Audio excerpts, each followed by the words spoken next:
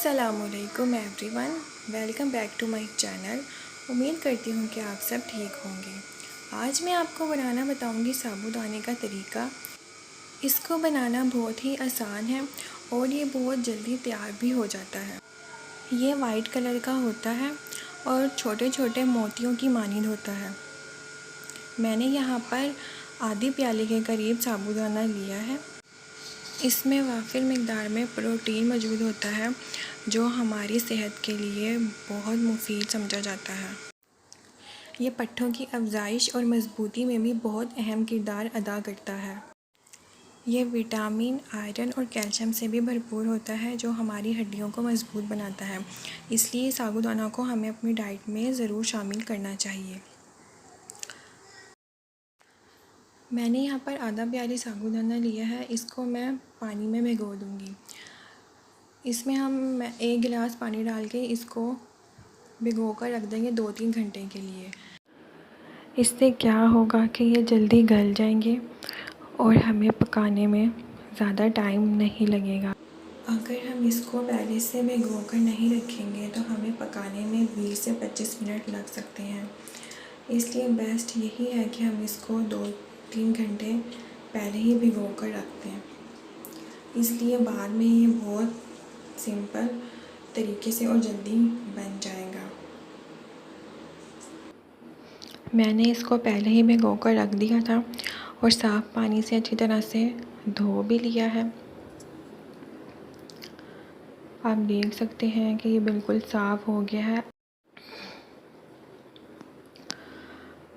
अब मैंने एक पतीली में थोड़ा सा पानी डालकर इसमें साबूदाना ऐड कर दिया है और इसको सिर्फ 2-3 मिनट के लिए हिलाना है।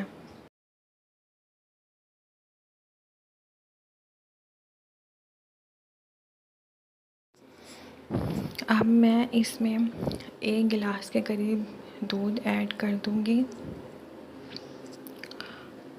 और इसको हमने चम्मच से हिलाते रहना है ताकि ये नीचे लग ना जाए। इसलिए हम इसको चम्मच से हिलाते रहेंगे और जब इसमें एक हल्का सा जोश आएगा इसमें चीनी ऐड कर देंगे।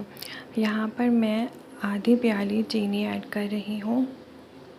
आप अपनी मर्ज़ी से चीनी ऐड कर सकते हैं। जितना मीठा आपको पसंद है आप अपने हिसाब से डाल सकते हैं। अगर थोड़ा कम हो जाए तो हम बाद में भी इसमें ऐड कर सकते हैं।